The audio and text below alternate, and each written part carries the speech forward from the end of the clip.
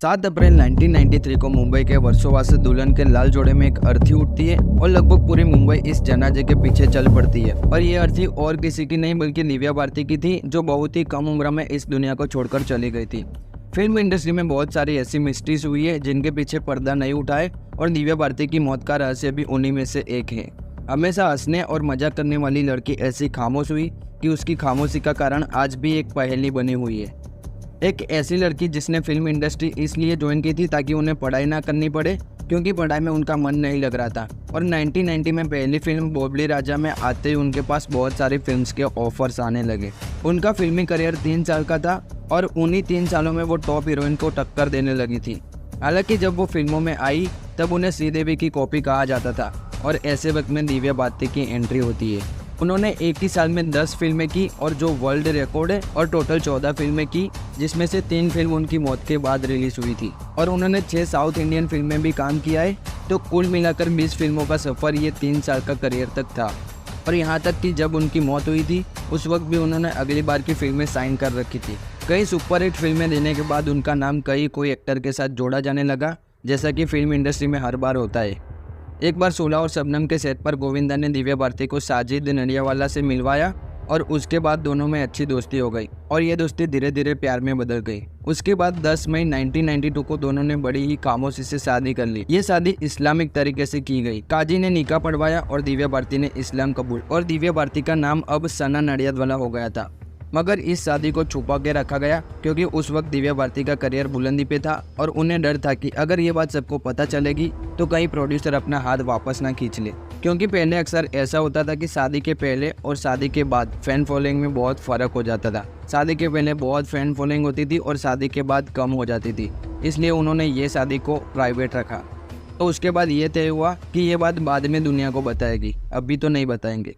कहते हैं कि दिव्या भारती अपनी शादी की बात को कभी छुपाना नहीं चाहती थी। साजिद नडियाडवाला के जोर पर वो तैयार हो गई। उसके बाद साजिद ने दिव्या भारती को एक फ्लैट लेकर दिया, जो कि मुंबई के वर्सोवा इलाके में था। वहाँ दिव्या भारती अकेली रहा करती थी। कभी कभी उनके भाई कुणाल भी वहाँ पर आया करते थे। ये फ्लैट जो साजिद ने लेकर दिया था वो ना तो दिव्या भारती के नाम पर था, ना ही साजिद के नाम पर था, बल्कि किसी और शख्स के ही नाम पर था। ये सब चीज़ें बाद में सामने आती है। और जिस बिल्डिंग में ये फ्लैट था उसका नाम तुलसी अपार्टमेंट था, और तुलसी अपार्टमेंट के 5वीं मंजिल पे ये 3 बेडरूम का फ्लैट था, जिसमें अब दिव्या भारती रहा करती थी। उसी दौरान हैदराबाद में उनकी एक शूटिंग चल रही थी, और उस दिन की शूटिंग कंप्लीट करके 5 अप्रैल 1993 को दोपहर बाद दिव्या भारती हैदराबाद से मुंबई पहुंचती है। उस शूटिंग के दौरान उनके पैर की उंगली में चोट आ गई थी, और उन्होंने बैंडेज भी करा रखा था। अब इतनी कामयाबी हासिल करने के बाद उनके पास बहुत सारा पैसा था, और पैसों की बिल्कुल भी कमी नहीं थी। तो उन्होंने उसी दिन जिस दिन वो मुंबई आई एक 4 बेडरूम का फ्लैट डील किया, और वो बहुत खुश थी। इस बात से वो बहुत खुश थी कि मुंबई जैसे बड़े शहर में उन्होंने खुद का फ्लैट लिया, और वो भी खुद के दम पर। ये सारी चीज़ें उनकी मौत की इन्वेस्टिगेशन के वक्त सामने आती है। उस दिन उन्होंने अपने भाई कुणाल भारती को भी अपने घर बुलाकर इस नए फ्लैट के बारे में बताया, और बेहद खुश थी। नए फ्लैट की बात उन्होंने अपने माँ बाप को भी बताया, और कहा कि अब साथ में ही एक ही घर में रहेंगे। ये सारी बातें 5 अप्रैल की थी, और अगले दिन 6 अप्रैल को उन्हें किसी शूटिंग के सिलसिले में बाहर जाना था। लेकिन पैर में चोट आने और फ्लैट लेने की खुशी में वो चाहती थी कि शूटिंग एक दिन पोस्टपोन की जाए, और इसके लिए उन्होंने प्रोड्यूसर से बात की, और वो शायद मान भी गए थे। 5 अप्रैल 1993 को दिव्या भारती अपने तुलसी अपार्टमेंट की 5वीं मंजिल वाले फ्लैट में होती है। तो उनकी एक दोस्त नीता लुल्ला, जो कि एक फैशन डिज़ाइनर है, और ज़्यादातर वहीं दिव्या भारती की मूवी में उनका कॉस्ट्यूम डिज़ाइन किया करती थी, और इसी वजह से दोनों अच्छे दोस्त भी बन गए थे। तो उस दिन नीता लुल्ला का फ़ोन आता है, और वो कहती है कि उन्हें उनकी अगली आने वाली फिल्म आंदोलन में जो कैरेक्टर प्ले करना है उसी के कॉस्ट्यूम के सिलसिले में कुछ बात करनी है। तो दिव्या भारती उन्हें अपने घर पर ही बुला लेती है। तो रात को करीब 9 बजे नीता लुल्ला और उनके हस्बैंड डॉक्टर श्याम लुल्ला दोनों तुलसी अपार्टमेंट में पहुँच जाते हैं, जहाँ दिव्या भारती रहा करती थी। ये दोनों ड्राइंग रूम में बैठे होते हैं, और साथ में दिव्या भारती भी होती है। और उनके अलावा उस घर में एक मेड भी थी जिसका नाम था अमृता, और ये बचपन से दिव्या भारती का ख्याल रखती थी। पहले माँ बाप के साथ ही रहती थी, लेकिन जब से दिव्या भारती फिल्म इंडस्ट्री में आई तब से दिव्या भारती का ख्याल रखती थी, और दिव्या भारती को उसने अपने बच्चे की तरह पाला था। और दिव्या भारती की मौत के ठीक 1 महीने बाद उस मेड की भी हार्ट अटैक से मौत हो गई थी। ये भी एक हैरान करने वाली बात थी। तो अब घर में टोटल 4 लोग थे, नीता लुल्ला, उनके हस्बैंड श्याम लुल्ला, उनकी एक मेड अमृता, और खुद दिव्या भारती। उसके बाद तीनों आपस में अपने आने वाले कॉस्ट्यूम के बारे में डिस्कशन करने लगते हैं, और साथ में ड्रिंक भी चल रहा था। टेबल पे ब्लैक लेबल की बोतल थी और एक रम की बोतल भी थी। ये भारती रम पी रही थी और husband wife black label P रहे थे और मेड किचन में स्नैक्स बना रही थी और खाना पीना और बातचीत सब चल रहा था। बीच बीच में दिव्या भारती अपनी मेड को आवाज़ लगाती है और स्नैक्स मंगाती है और ऐसा करते करते रात के करीब 11 बज गए और तब तक उन लोगों ने बहुत ज़्यादा ही ड्रिंक कर ली थी। इसके बाद दिव्या भारती किचन में जाती है और जब वो उसी किचन में किसी काम से जाती है और वो जो खिड़की की दीवार थी वो 12 चौड़ी थी। जैसा कि बयान और इन्वेस्टिगेशन में सामने आया तो वो नशे की हालत में थी और उस खिड़की की दीवार पर पीठ बाहर की तरफ करके और चेहरा अंदर की तरफ करके बैठती है और इसी चक्कर में उनका बैलेंस बिगड़ता है और वो 5वीं मंजिल से सीधे नीचे गिर जाती है। और जहां वो गिरी थी वो पार्किंग की जगह थी और हमेशा कोई ना कोई गाड़ी वहां पर ज़रूर पार्क होती है।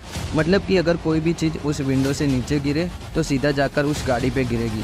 मगर 5 अप्रैल 1993 की रात लगभग 11 बजे उस तुलसी अपार्टमेंट के पार्किंग स्लॉट में एक भी गाड़ी नहीं थी। ये भी बड़े चौंका देने वाली बात थी। हालांकि ज़्यादातर लोग अपनी गाड़ी से काम पर जाते हैं तो उस वक्त तक तो वापस आ जाने चाहिए थे और अपनी गाड़ी पार्किंग में लगा देते, मगर उस रात पूरे पार्किंग का स्लॉट में एक भी गाड़ी नहीं थी और दिव्या भारती उस किचन की विंडो से सीधे अपने पीठ के बल नीचे फर्श पे गिरती है। उनकी पीठ और सर में बहुत चोट आती है, जैसे कि उधर गिरती है इधर मेड अमृता चीखती है। इस पूरे हादसे के होने में 3 मिनट का वक्त लगा था और इस दौरान दोनों मियाँ बीवी नीता लुल्ला और उनके husband doctor Shyam Lulla drawing room में बैठकर टीवी देख रहे थे और शराब पीते दौरान बीच में कई बार दिव्या भारती वहां से उठकर गई मगर फिर वापस आ गई।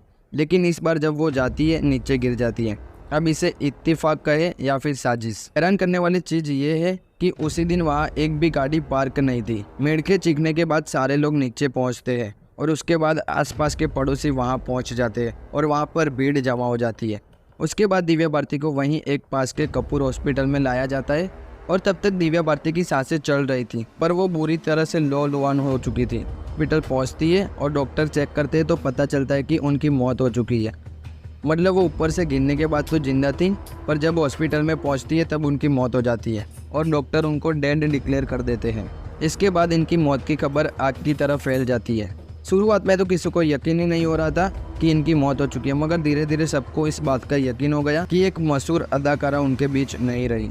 इसके बाद पूरे मामले की जांच मुंबई के वर्सोवा पुलिस ही करती है और इंस्पेक्टर जे यादव इस इन्वेस्टिगेशन को आईओ थे जिन्होंने इस मामले की पड़ताल की थी। आईओ मतलब इन्वेस्टिगेशन ऑफिसर। उसके बाद जब इन्वेस्टिगेशन स्टार्ट होती है तो बाकी के 3 लोगों को पूछताछ के लिए बुलाया जाता है और जो उस हादसे में उस वक्त उधर मौजूद थे, बाकी इस मामले में जुड़े थे, उन सभी से भी पूछताछ की जाती है। हॉस्पिटल में जिस डॉक्टर ने उनकी बॉडी का चेकअप किया था उनका नाम था डॉक्टर त्रिपाठी और उन्होंने अपनी शुरुआती रिपोर्ट में इसे अननेचुरल डेथ कहकर अपने रिपोर्ट को क्लोज किया था। इस बात पर भी बाद में काफी कंट्रोवर्सी हुई थी क्योंकि उस रिपोर्ट में मौत का कोई ठोस कारण नहीं लिखा था। उसके बाद जितने भी बयान वगैरह लिए गए थे इससे क्लियर होता है कि ये एक एक्सीडेंट था। इन्वेस्टिगेशन ऐसे ही चलती ही रही और 2-3 थियरी और सामने आई इनकी मौत को लेकर। पहली बात यह आई कि ये सुसाइड भी हो सकता है और इसके बाद सुसाइड के एंगल से जांच की जाती है कि आत्महत्या ही क्यों, क्योंकि थोड़े दिन पहले उनकी शादी हुई थी, फिल्मी करियर भी अच्छा चल रहा था और पैसे भी अच्छे मिल रहे थे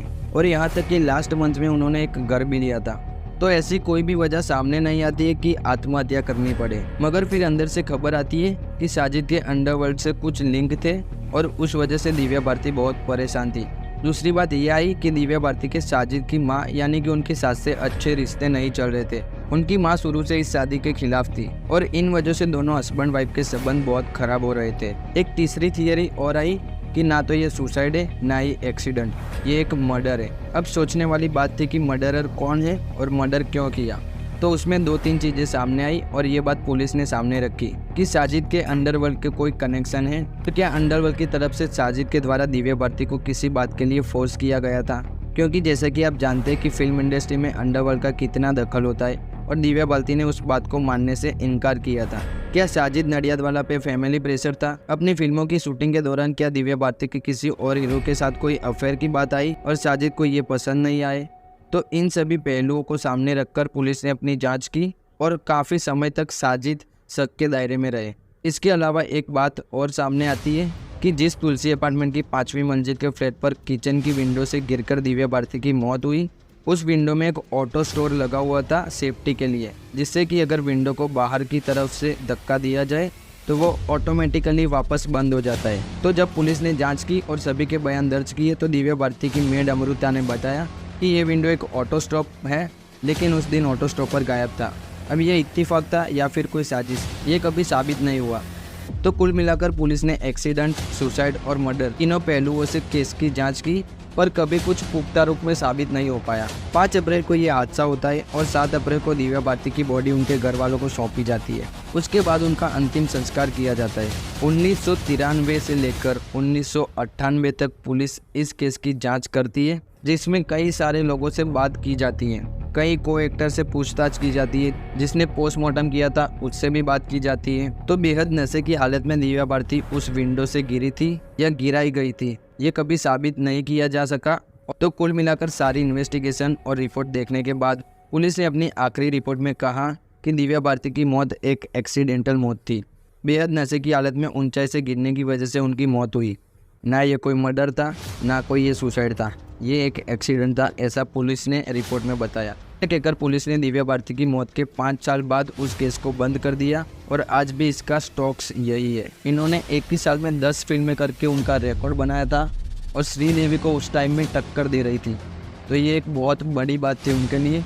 क्या आप दिव्या भारती की स्टोरी के बारे में कुछ जानते हैं तो मुझे कमेंट में बताना। आपको ये कहानी कैसी लगी वो भी कमेंट में बताना, और आपके इस पर क्या क्या विचार है वो भी कमेंट करके बताना। मैं सबकी कमेंट पढ़ता हूँ। और मेरे चैनल पर न्यू हो तो ऐसे ही और कहानी के लिए चैनल को सब्सक्राइब कर देना। मिलते हैं नेक्स्ट वीडियो में।